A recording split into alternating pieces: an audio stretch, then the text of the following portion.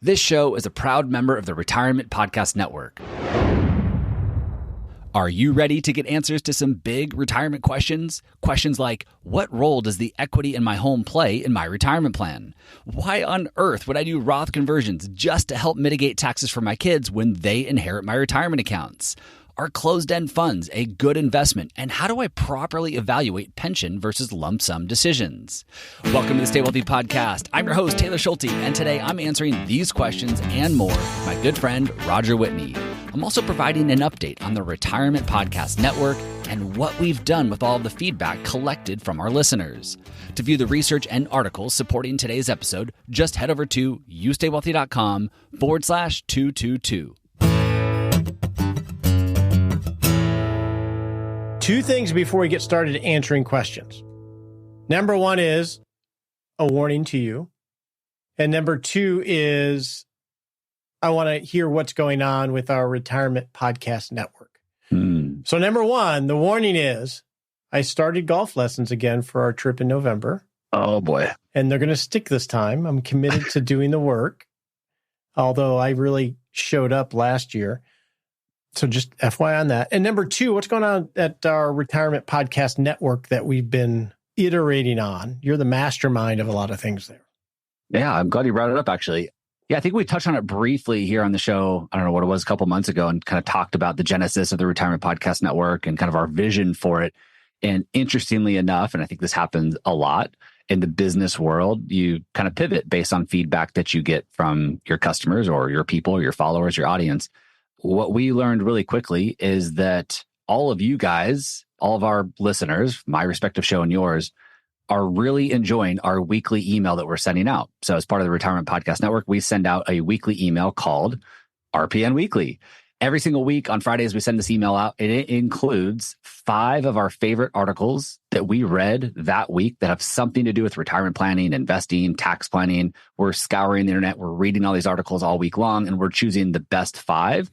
And we're including them in this email, as well as our favorite chart of the week. Again, that chart is related back to investing, retirement, financial planning, tax planning, something that makes sense for our target listener. And then also a summary of the episodes that we have all individually produced for that week. So it's a really nice, concise email. Almost 1,000 people are subscribed to that email right now, and the feedback that we're getting is phenomenal. So we've been pouring a lot more of our time and attention and resources into making that email even better, as a way to add more value to the Retirement Podcast Network and then the people that are following us there. So much to listen to. And we have 5 shows in the network currently. So you can go to Retirement Podcast Network and sign up for that email and hopefully save yourself some time. All right, we have our first question, Taylor. You ready? I'm ready. Yeah, we'll put a link to this in 6 Shot Saturday, by the way. Our weekly email summary of this show only. All right, this comes from Jeff related to tapping home equity in retirement, Taylor. I am still in the accumulation phase and on track relative to my bespoke plan. Nice fancy word there. My wife and I find ourselves headed to a place where it's at a point where I want to retire. We will have 1, substantial 401k assets, non-Roth, and 2, substantial amount of home equity, probably 2 to 3 million. It's clear that one option is to consider downsizing to a less expensive home and turn some of that home equity, a use asset, into productive asset. But if we decide to stay in our home, my research is telling me that we should convert some home equity to cash vis-a-vis a home equity line of credit, a HELOC, or a reverse mortgage. I'd love to hear your perspective on how do you go about using home equity as a resource in retirement. And you live in California, San Diego, where you deal with seems always rising real estate prices. How do people access their home equity if they don't want to move?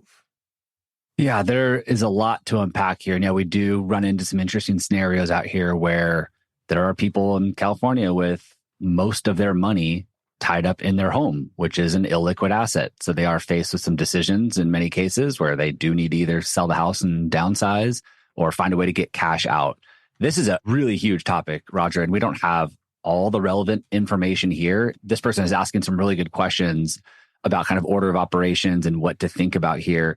Maybe just to start here, maybe we start with like that order of operations just in general, and then kind of try to get to the root of his question and try to answer it as best as we can with the limited information. So for me, unless you have plans to sell the house in the future and downsize, i.e., within the next 10 years or 10 years from now, we want to sell this house and we want to downsize. We want to move closer to our kids, or we want to just move to a lower cost area, or we've always wanted to live in Arizona. If you have the intention to sell that house in the future and downsize, then the house sale scenario, to me, is usually the last asset to sell in the order of operations. In other words, if you have no plans to sell the house, if you just want to live in it for as long as possible, then typically the order of operations is we're going to take money from our traditional IRAs first to ensure that we're maxing out favorable tax brackets. So we'll withdraw up to those favorable tax brackets from our traditional IRA. You might be doing that through Roth conversions. If not, you can do it through straight withdrawals.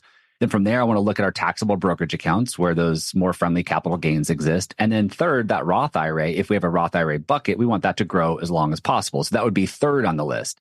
And then to me, fourth would be these other items like your home. If there's no plan, if you don't intentionally plan to sell the home in the future, then to me, that's kind of like the last thing on the list. Like if I have to sell this home, then that'll be the last asset I sell. Now, that's just your strict order of operations. That's not necessarily, well, how do I get some cash out now or set ourselves up now in case we do want to tap into some of that cash? But just in terms of straight order of operations, if there's no intention to sell the house, then yeah, I'm going to put that at the very bottom of my list. And when and if I ever have to sell the house, I know that that asset is there and I'll sell it. Yeah, I like this idea of order of operations of how do I think through it in an organized way. So our order of operations would be first establish a feasible plan of record to determine whether it's feasible to live the life that you want without selling the house. Let's say that's version 1, to see if it's even feasible. And it may not be, right? It'd probably be good to know that. And then creating, if it's not, then it's, well, how long can we stay in this house, right? What if version number 1 might be, and I've done this numerous times, like Taylor, and where it wasn't feasible to keep the house or the second house forever, but it's feasible if you agree that you were going to sell it at some point in the future and recapture some of those assets. So you can get an idea of what the roadmap looks like. One thing I find interesting about this, Taylor, is someone told me, and I haven't Googled this to see if the study is actually correct, but it said if you are on a perfectly flat surface and you are 6 feet high, that you can only see like 2.9 miles before the curvature of the earth takes over. And I think of this like that, in that we're sitting here making assumptions about ourselves 20 years in the future or 15 years in the future. Nobody really has a forever house, or very few people actually do. So I think knowing whether it's feasible not to be able to do it, or if it's a lever that you can pull later on. Do you have any specific thoughts on now the HELOC? That seems a little bit more problematic to me because it's really just a line of credit and you're going to have payments on it, et cetera. Have you ever walked the journey of a reverse mortgage in your practice? Yeah, I think the reverse mortgage here, the comment about that, it truly is. I know there's some part of the question about risks and considerations, and I think that's truly the biggest risk or consideration to factor in.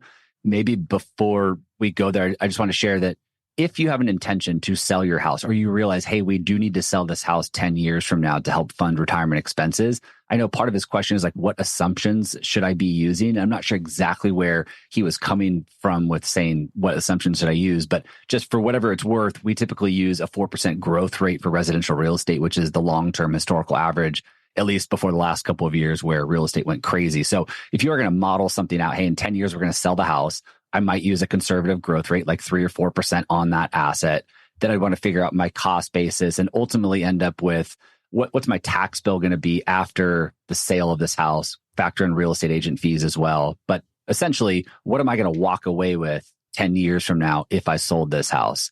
You can use financial planning software, talk to your financial advisor, or model something out in Excel. But those are really the basic assumptions, is just the growth rate of this asset for the next 10 years, my cost basis. If you made any improvements to the home, you're going to factor those in because that'll increase your cost basis, the exclusion that you get when you sell a home, and then real estate agent fees. And so what do I walk away with at the end of the day? That's a really important piece of information to know. What am I going to do with those proceeds? I need to go buy another house and then also use some of those proceeds to fund retirement. So that's the exercise there. I think another assumption there, Taylor, that in working through this exercise is, if I were to do it today, what would be the cost of the place I want to go to?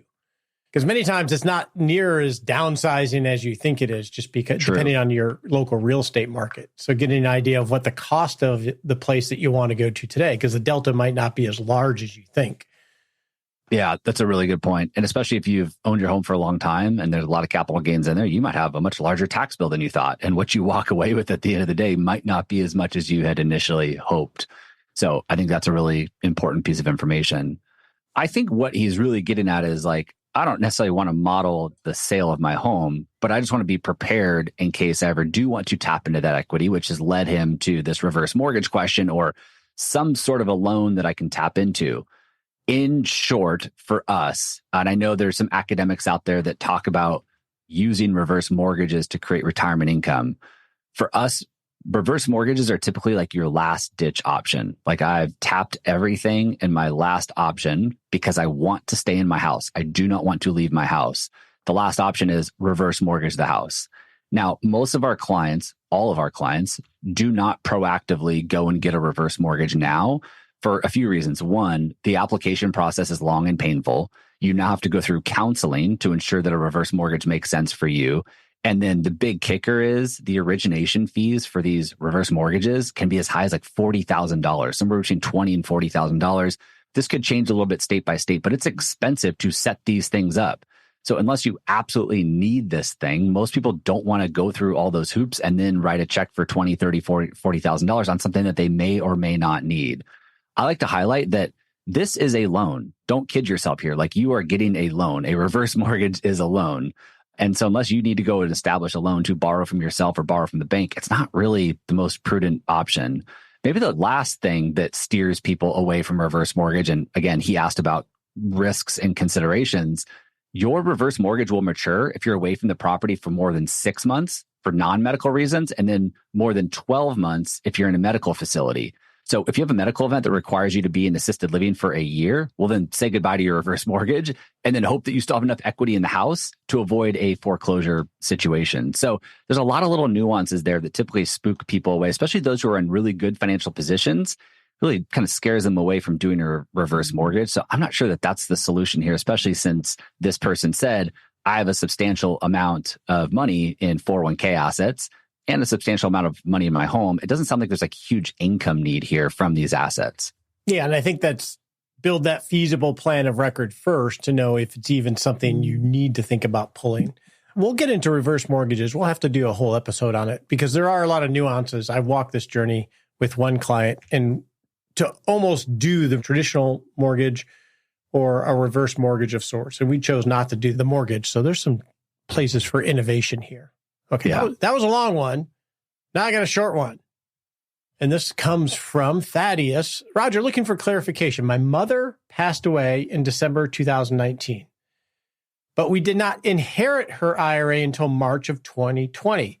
Do we follow the pre-2020 IRA withdrawal rules or the current 10-year rule for IRAs? Which one? This is like a CFP test question here. It does sound like one, doesn't it? So the rules just tie back to date of death, right? So date of death of that person would be December of 2019.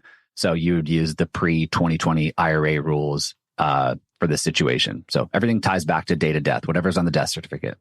And we just recently got some more clarification from the IRS related to this, because the next question, now that we know that, is, in your case, it's prior to Secure Act, so you're just going to follow the normal stretch rules. Okay, so all the Secure Act stuff doesn't apply to you. So I just answered my own question. I was going down the Secure Act because I've been reading that lately, and so that's where my mind is. So you got it pretty easy there, Thaddeus, from this perspective. You just can stretch it out over normal life expectancy. All right. Next one is from Anthony related to Roth conversions. Yo, Roger, my question. He didn't actually say yo, Roger, but I like that. I think that's how Anthony talks. I know an Anthony who talks that way. I know the advantage of Roth conversions that you recommend doing as much conversions as you can and paying the taxes, preferably from our savings. My question is, why should I do a Roth conversion even though I know when I pass, my 2 kids can easily pay the taxes themselves when they inherit my traditional IRAs? I don't want to do Roth conversion, paying taxes from my IRA distribution itself. I think as long as I am alive, I pay taxes on whatever RMDs I have. And he goes on to say, my wife and I are 60, 67 and receive monthly pensions. Well, one, I would argue before I throw this back to you, Taylor, is I don't say, yes, you must and should really do Roth conversions. I think it's a tool that you should evaluate. But it sounds like from Anthony's perspective, it's like, I don't want to pay all these taxes. My kids can handle it. How do you approach this subject? Yeah, I think last time I was on, we had a Roth conversion question. We're sure to emphasize that, look, Roth conversions can be great. It's a way for you to optimize your plan. It's not going to make or break your plan. So if you skip Roth conversions, fine. I'm sure you'll be just fine. If you do some Roth conversions where it makes sense, it could put you in a better position. At the end of the day, to me, just like let's set the kids aside for a moment. A Roth conversion is paying taxes on your terms versus the IRS's terms. So is it cheaper to start to pay some of the taxes now? By the way, I don't think you mentioned it, but I know Anthony he mentioned a $1 million IRA. And he's 70 years old. His wife, I think, is 67. $1 million IRA. Is it better? Is it cheaper to start to pay some taxes now on that money, convert it to Roth, or do nothing, wait, and pay some of the taxes at age 73 when Anthony is forced to start to take required minimum distributions, i.e., will your effective tax rate be higher at age 73 and beyond than it is today? To a certain extent, you have to make some assumptions here, right? We don't know exactly what things are going to look like in the future. There's no guarantee, but that's the question to ask yourself is, am I in a better tax situation today? Or can I get some money out at a lower rate today than where I'll be in the future? So that's just an exercise that I think everybody should go through to determine if there's an opportunity there. Now, going back to the kids, because I think he's asking a really good question. This comes up a lot. First off, with Anthony, with your pensions and Social Security, and the fact that you only have 3 more years before your RMDs begin, it's highly unlikely that you'll be able to convert all $1 million. At least I think. I don't have all the information here, but that's a lot of money to convert in a short period of time when you have other income sources. So maybe push that to the side that you're not going to convert all $1 million. Again, it might still make sense to do a Roth conversion analysis and determine maybe you can get a little bit of money out. Maybe it's just $50,000 per year for the next 3 years. That could still be a win. Back to the kids. Yes, your kids can likely easily pay the taxes themselves when and if they inherit this IRA. The inability to pay the tax bill is not usually the primary driver of this approach. The reason that, at least our clients, the reason that they consider their kids when doing a Roth conversion is for 2 reasons. One, their kids will likely be in their peak earning years when that IRA is inherited. And 2, the client, again, we're not going to make this prediction, but the client has a strong opinion that taxes will be higher in the future than they are today. So if my kids are going to be in their peak earning years and taxes are going to be higher in the future, the parents are saying to themselves, well, I can pay 22% or 24% to the IRS today, or my kids might have to pay 37% or higher on a potentially larger balance in the future. So that's really what I hear from clients. It's not like I'm worried they won't be able to pay the tax bill, so I'll pay it for them. It's like, no, I don't want the IRS to get a bigger chunk of this money than they really deserve. Lastly here, also, it's rare in my experience for someone to do Roth conversions just for the benefit of their kids. It's usually a mix of a few different things. One, clients want to pay tax rates on their terms at favorable rates. 2, getting money into a Roth provides some flexibility and tax diversity in retirement. And then finally, it might be something like, yeah, I don't want my kids to inherit a tax burden, or I don't want the IRS to collect a bigger check in the future. So I want to get some money out of there today. I want to pay it at more favorable rates today so my kids don't get stuck with this giant tax bill and the IRS collects a bunch of money. So it's usually a mix of these things. It's not just, I'm going to do this for my kids. Yeah, our good friend Michael Kitsis says, and I think it's the best way to think about taxes is, it's never a question of avoidance. It's always just a question of timing. You're going to pay the tax, whether it's this year, next year, or your children pay it. Taxes will be paid. It's just really a matter of timing. And so if you think of a couple quick steps you could go through, Thaddeus, is number 1, create let's just call it a 3-year cash flow estimate for you and your wife. What is your income going to be by source over the next 3 years? That's step 1. Step 2, you say you're not taking money from your IRA. If you don't take money from your IRA, just throw a 5% growth rate on it. What will that grow to your required minimum distributions? You go onto an online calculator and figure out what your first year and beyond RMD estimates are.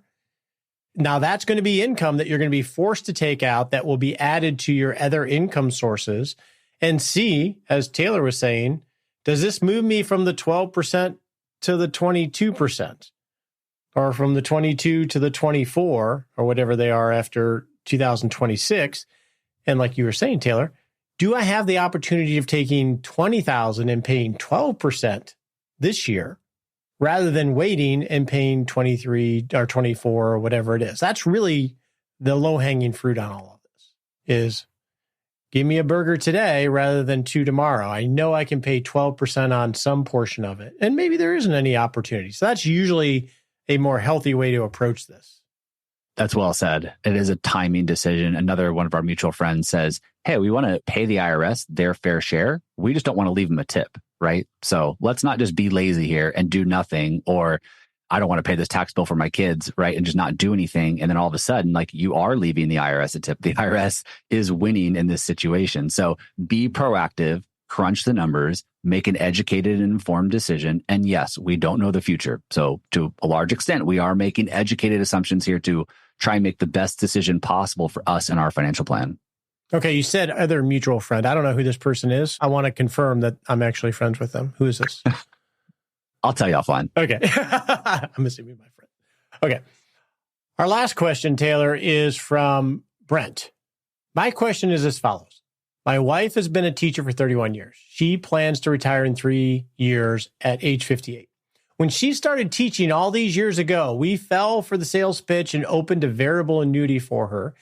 When I came to my senses, I stopped contributing money to the annuity and opened up a Roth IRA, which has a balance of $250,000. The annuity has a balance of $14,000. What can I do with the annuity? Can I somehow get the money into a Roth? Can I plan on retiring in December and I have Roths in my name also? I think the good thing here is it's $14,000. It's not the majority of your nest egg. So how you manage out of this annuity is really just looking at the fact set of what are my options, right? How would you approach this, Taylor?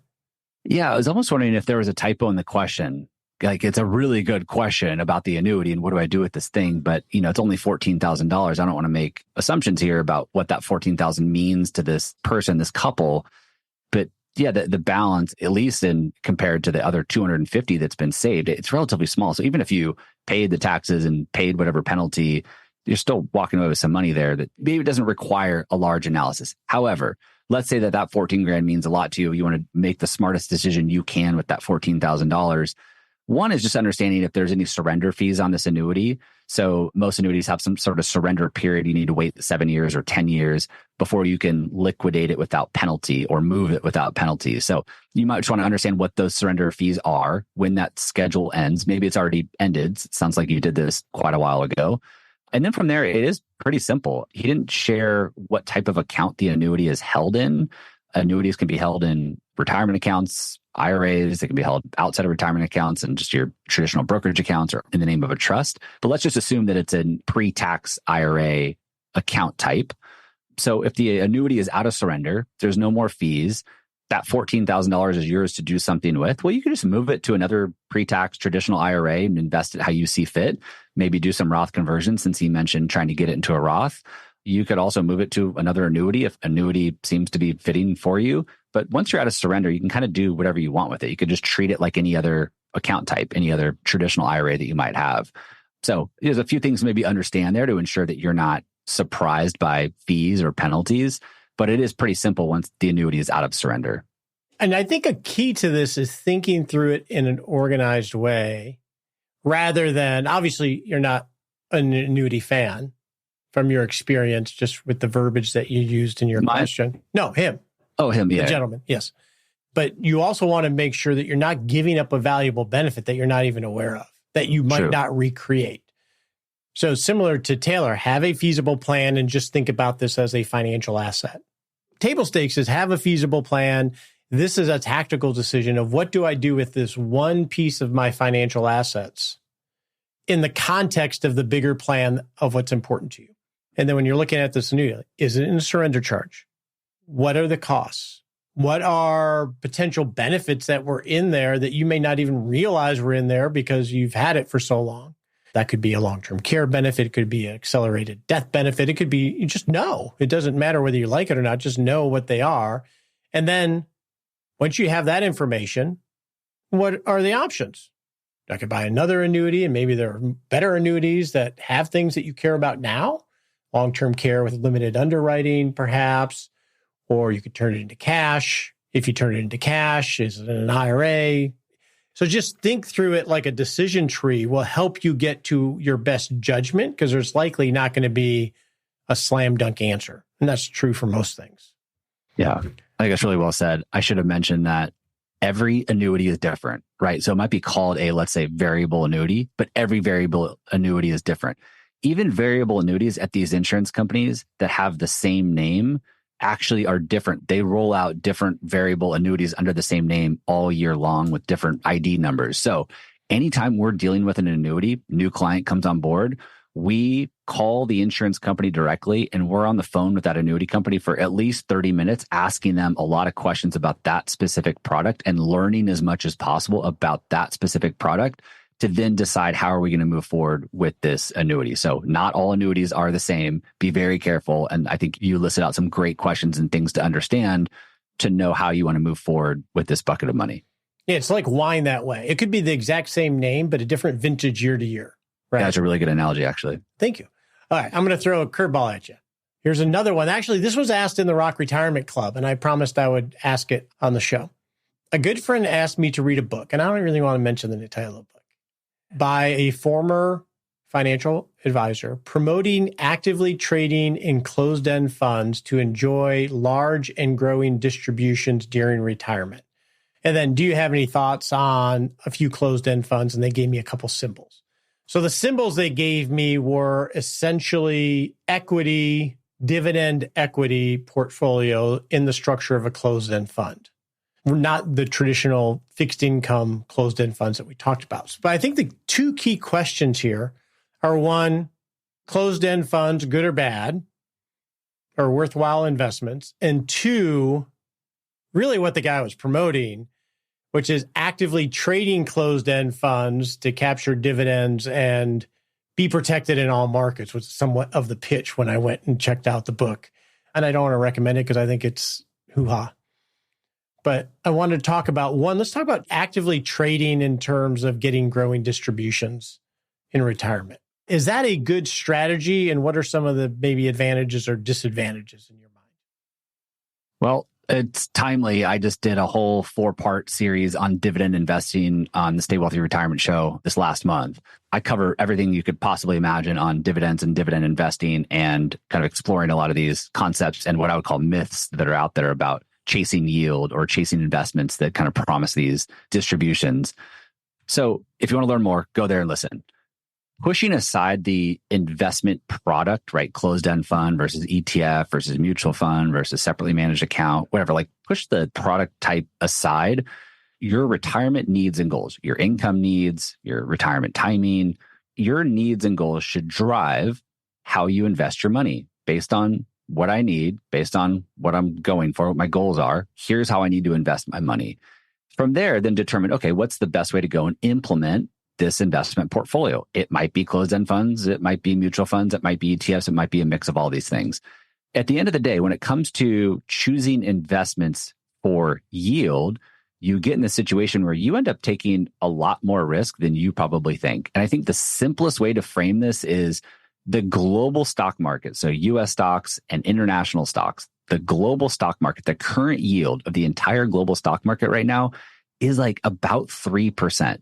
So if the global stock market, the yield of the global stock market is 3%, and there's an investment out there, again, I don't care if it's a closed-end fund, if it's a mutual fund or an ETF, there's an investment out there that says we're spitting out a 6% yield, double that of the global stock market.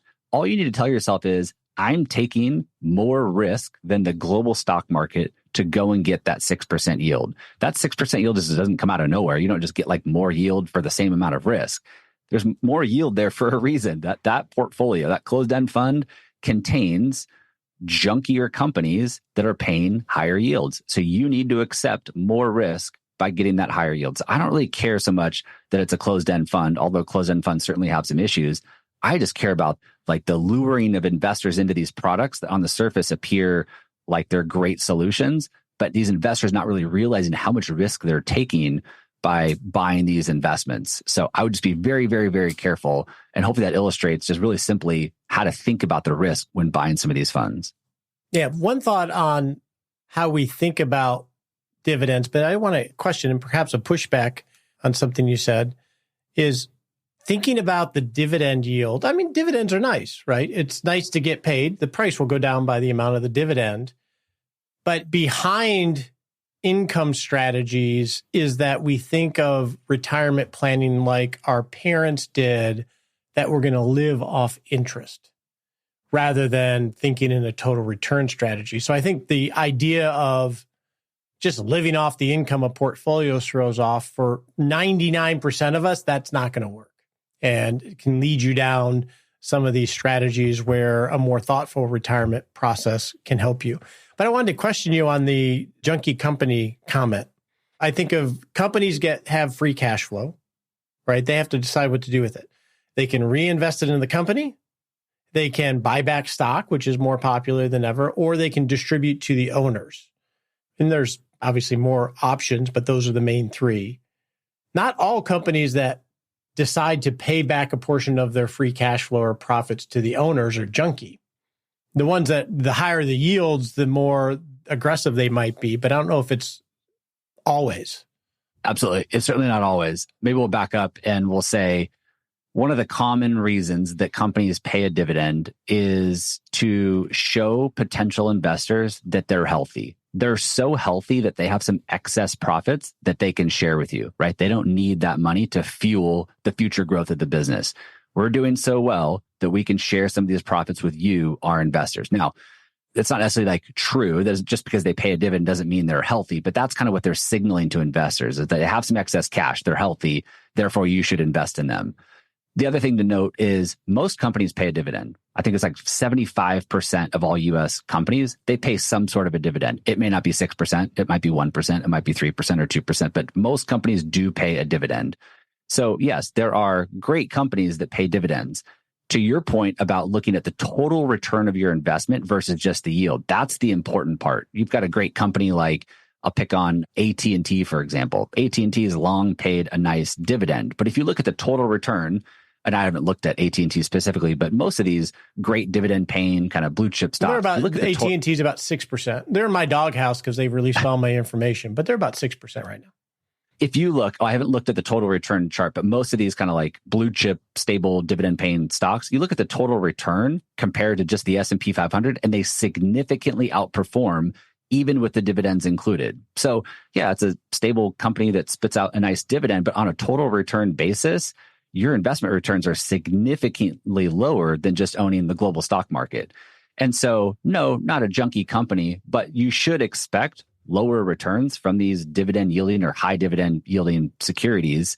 My comment about junky companies is when you go chase a portfolio that has 6% yield, just you are owning some junky companies that are going to drag down the future returns of that company. You are increasing the risk in the portfolio, and you will likely have lower future expected returns. So no, they're not all junky companies. There are great companies that pay dividends, but just very simply, there's no free lunch. You're giving up. Yeah.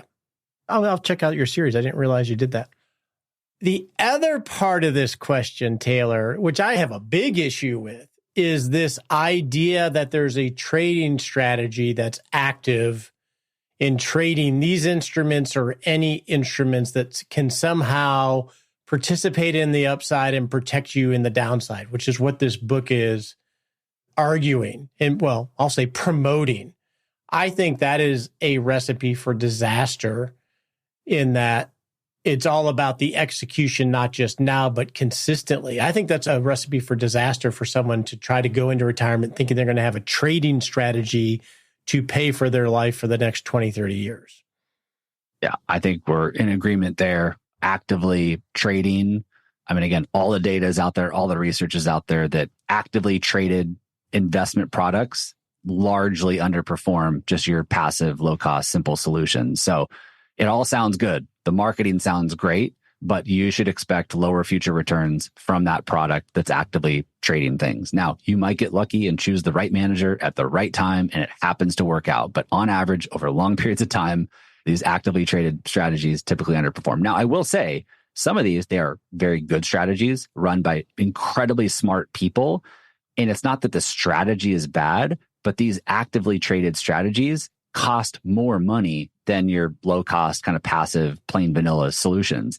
And those additional fees reduce the rate of return. So it's not that like the manager doesn't know what he's doing or she's doing, or it's a bad strategy. It's just like the fees that are embedded, they take away all the excess return that manager generated. So just on average over a long period of time, 85, 90% of these active strategies underperform. And maybe you get lucky and you choose the 10%, but that's a really hard thing to do. Yeah. Charles Ellis, Winning the Loser's Game, investment classic. And if you're going to learn the investment strategy and take it on yourself, then yes, you're saving this quote unquote, the cost of paying someone else to do it. But now you're paying in a lot of other costs. You're paying in taxes, you're paying in time, you're paying in execution risk goes up through the roof in terms of you got to do it exactly the same way every single time and not outthink it. And even then it might not work.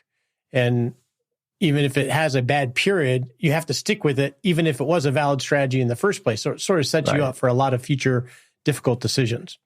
I agree. I would say the best investment strategy is the one that you can stick with. And what I find when people come across these too good to be true type investments that they want to go and implement themselves, they go and they try it for a year or two. It doesn't work out how they had thought. So then they jump to something else and they never really give this thing the long-term hold that it deserves to be successful. It's really hard to stick with things. No matter what strategy you choose, you're going to go through a period of underperformance. You're going to go through a period where you hate this strategy that you have. Could be dividend investing. It could be small cap value investing.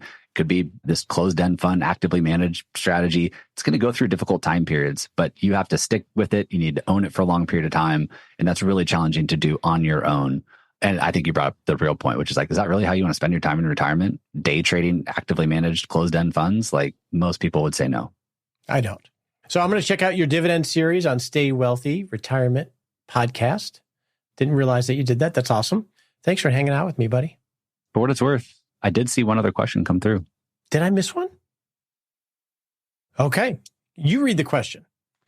All right. Since I don't show it on my I'll board. play Roger. Yeah, I'll play Roger today. All right. Question. Bit of a background. I retired last year at 52 from the corporate world in order to scratch my entrepreneurial itch. It's been a goal of mine for years, but the golden handcuffs and multiple college bills for kids prevented me from doing so. After doing some calculations, I determined that I was financially independent and I pulled the plug. This person has $6 million net worth, not including their home equity, and they have an option to take their pension from their company as a lump sum or in monthly payments. So the monthly payments would be about $3,500 per month starting in 2032. So 6 years from now. So he's 52 today. 6 years from now, he'll be 58. And that's when he could start to take $3,500 per month from his pension. That's one option. Or he could take the cash value now. He could take the $400,000 lump sum, roll it into an IRA and invest it how he sees fit. He mentioned that he also has another pension that will be paying $1,100 per month starting in 2028. That one cannot be taken as a lump sum. So he's just accepted that. And then also both of these do not have cost of living adjustment increases. So no COLA on either of these pensions. In other words, it's $3,500 per month and that's it. It's not changing in the future. So inflation will slowly erode or eat away at the purchasing power of that $3,500 per month. Lastly, he said he's leaning towards taking the lump sum after doing some calculations, but wanted to see if he was missing anything. He just figures he could invest the $400,000 now and have more flexibility down the road than this fixed monthly payment that does not grow with inflation. So what should he do? Okay, so it actually starts in 8 years, not 4 years. I think you said 4 or 6 years, right? It starts in 2032, so that'd be 8 years from now. I'm sorry, 8 years, right? Yeah, so age 60. Okay, so you're asking me that question. I'm going to answer this first, all right? So one, it sounds like we have a feasible plan. You are likely overfunded. I'm going to make that assumption based on the numbers you gave. Right, Taylor? Right. Okay. So you're overfunded. So this is an optimization question. Do you take the $400,000 today or $3,500 a month starting in 2032? We can make some assumptions on what the 400 would grow to, one question is, do you have to make the decision now?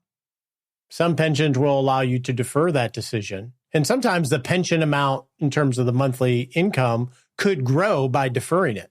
So we would want to know that, because perhaps you could not choose one or the other and then choose $4,000 a month 4 years from now. You have to check with your pension on that. Just using the $400,000 in today's dollars, that's about a 10% payout, which is attractive. But we have the foregone growth on that $400,000 if the pension is locked in the way we talked about it. So we do want to know that. I think this is a little bit of dealer's choice in what do you want. The advantage of taking the money is going to be that you can hopefully grow that longer. You're so overfunded that you're building a bigger pie for family later on. The disadvantage is that you're going to have a higher need from your financial assets because you don't have this guaranteed income source. Not with the facts presented, I would likely take the pension. Interesting. We need to know whether that, what might grow later between now and 2032. That's really the wrinkle for me, I think, Taylor. But assuming you got that $40,000 a year today, I would rather get the social capital as guaranteed payments. And that will allow you to be, one, more aggressive potentially with the rest of your assets because there's less of a demand for them. And it'll also make your future self, their life a lot easier potentially. The other factor is if you take the pension, you may have a bigger window to do Roth conversions and things like that because we have the time. I would say 80, 90% of the time, because this is one of the most answered questions, Taylor, that we get, the pension is usually a really good option. So this is not a recommendation to you, but this is, as I think through it, you're never going to recreate that pension if you were to try to buy annuity later on. What do you think, Taylor? So yeah, it's interesting where you landed with that. There's a few other things that came to mind for me here. So one is, so this $400,000. Well, the way I took it in his question was the $3,500 per month in 2032.